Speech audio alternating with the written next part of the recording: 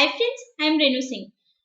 तो जैसा कि आप लोग सभी को पता है, आज हमारा आरआरबी पीओ का एग्जाम स्टार्ट हो गया है। तो मेरा एग्जाम आज सेकंड शिफ्ट में था। तो पेपर मुझे, सबसे पहले आपको ये बता देती हूँ, पेपर मुझे मॉडरेट लगा। इजी लेवल का तो था नहीं और मेरा एग्जाम उतना अच्छा नहीं गया जैसा कि मुझे ऑलवेज जाता था।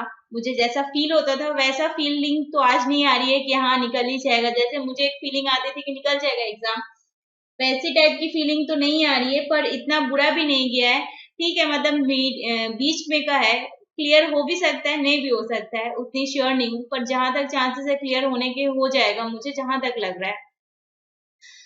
जैसे कि आप सभी को पता है, मैं वेस्ट बंगाल से बिलोंग करती हूँ। तो स्पेशली मैं वेस्ट बंगाल को ही बता सकती हूँ कि यहाँ के कट ऑफ कितने जा सकते हैं और क्या कैसा इम्पैक्ट रहेगा आज के शिफ्ट का।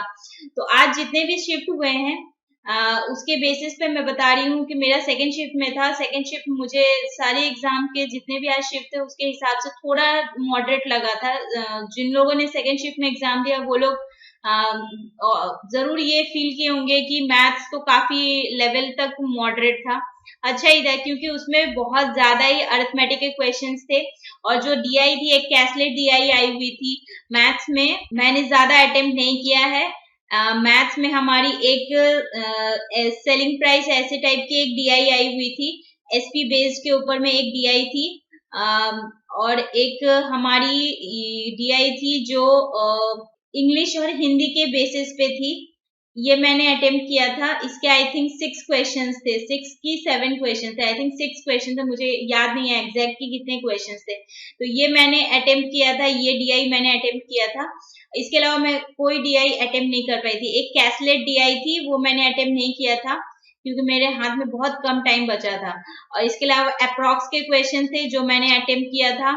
रॉन्ग नंबर सीरीज थी जो मैंने अटेम्प्ट किया था। इसमें से मैंने एक क्वेश्चन स्किप कर दिया था, एक wrong question, wrong number series के क्वेश्चन मुझसे नहीं बना तो वो मैंने स्किप कर दिया। इसके अलावा मुझे हर एक जगह पे सिर्फ और सिर्फ अरिथमेटिक के हमारे क्वेश्चंस ही देखे थे और कुछ भी क्वेश्चंस नहीं थे। ये हमारा मैथ का सेक्शन रहा। रीजनिंग का मैं बता देती हूँ, रीजनिंग का क्या हाल था। इसमें रीजनिंग अच्छी थी, क्योंकि या यूं बोल सकते हैं कि मेरा रीजनिंग थोड़ा बेटर है मैथ से, तो मुझे रीजनिंग काफी अच्छी लगी।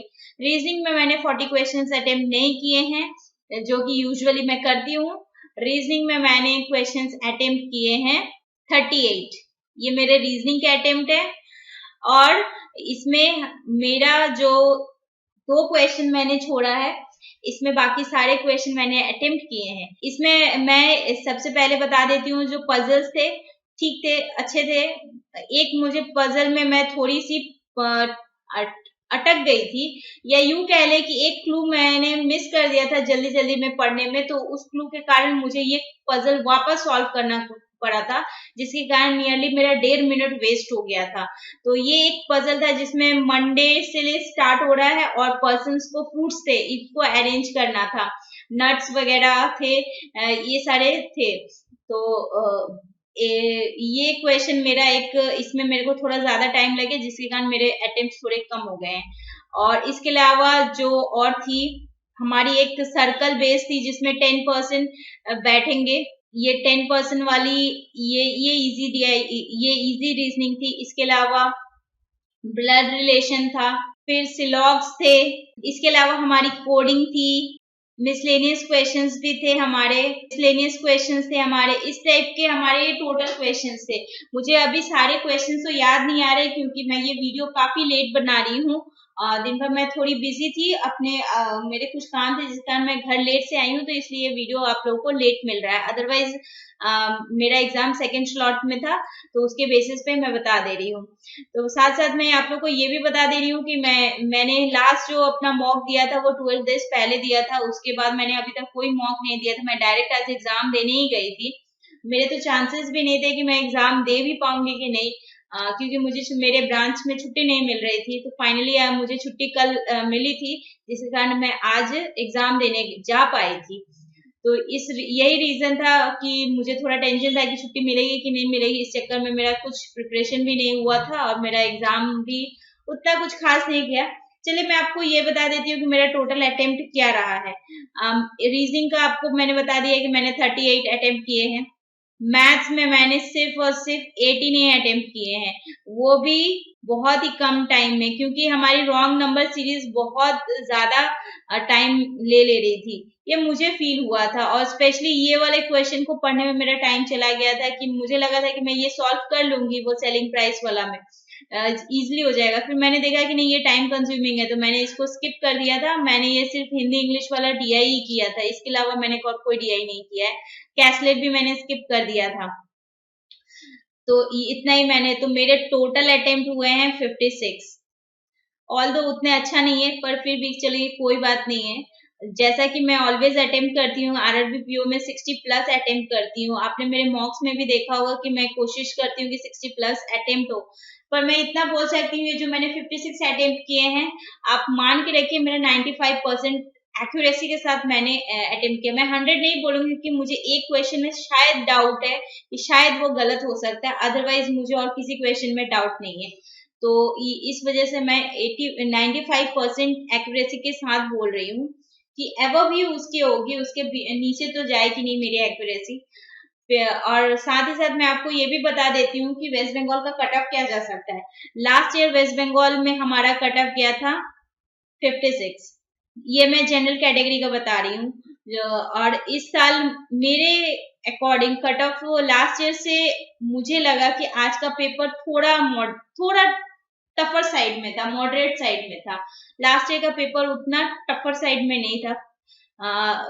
तो लास्ट ईयर मैंने अटेम्प्ट किए थे 64 अटेम्प्ट किए थे। इस साल मेरे अटेम्प्ट उतने नहीं है, क्योंकि लास्ट में मैं मॉक्स भी दे पाई थी, इस साल मैं कुछ भी नहीं दे पाई हूँ। तो चलिए कोई बात नहीं है।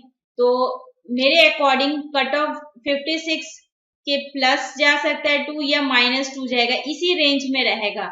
और इससे ज्यादा डिफरेंस देखने को नहीं मिलेगा आपको वेस्ट बंगाल में। जो लोग भी वेस्ट बंगाल में रहते हैं वो लोग रिलेट करने सकेंगे मेरे इस कट ऑफ से, कि इसी रेंज में रहेगा, इससे ज्यादा नहीं जाएगा अकॉर्डिंग टू मी। अगर आप जनरल कैटेगरी से बिलोंग करते हैं और आपने इसके आसपास अटेम्प्ट किया है, तो मैं आप लोग को यही सजेस्ट करूंगी आप लोग मेंस का प्रिपरेशन स्टार्ट कर दें।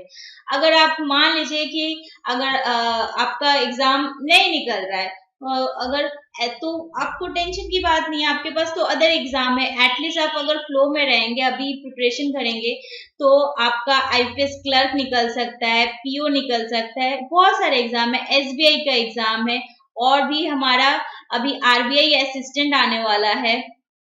इसके साथ NABARD का एक डेवलपमेंट असिस्टेंट भी आने वाला है।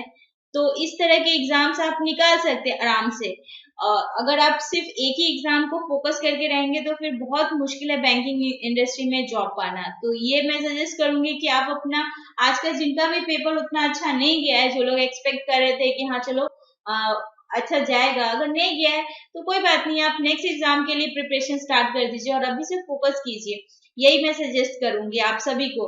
और अगर आप लोगों ने किसी भी ने मेरे सेकंड शिफ्ट में एग्जाम दिया है मेरे साथ, तो प्लीज अपना अटेम्प्ट मेरे साथ शेयर कीजिएगा कि आपने कितना अटेम्प्ट किया है। फिर देखते हैं कि क्या होता है। चलिए कोई बात नहीं, जिनका बुरा भी गया है उनको भी टेंशन लेने की जरूरत नहीं, आप नेक्स्ट एग्जाम की प्रिपरेशन कीजिए। और जिनका अच्छा गया है वो तो अपना मेंस का प्रिपरेशन स्टार्ट कर दे विदाउट एनी डिले, यही बोलना था। और जिनका कल एग्जाम है वो लोग प्लीज, मैं यही सजेस्ट करूंगी कि माइंड को काम डाउन करके एग्जाम को अच्छे से अटेम्प्ट कीजिए, क्योंकि यही एक चांस ही मिलता है हम लोग को अपना परफॉर्मेंस देने का। अगर आप थोड़ा भी आपके माइंड डिस्टर्ब हो जाएगा तो एग्जाम आपका बुरा जाएगा। तो यही एडवाइस देनी थी मुझे, और मुझे अपना रिव्यू देना था कि मेरा कितने अटेम्प्ट हुए हैं। चलिए देखते हैं, अगर मेरा प्री क्लियर हो जाएगा तो ऑब्वियसली मैं मेंस का प्रिपरेशन तो करूंगी। और मैं सोच रही हूँ कि मैं अपना मेंस का प्रिपरेशन स्टार्ट कर दूं। अगर नहीं भी क्लियर होगा तो कोई बात नहीं है, एटलीस्ट एक एक्सपीरियंस रहा। अगर क्लियर हो जाएगा तो अच्छी बात है।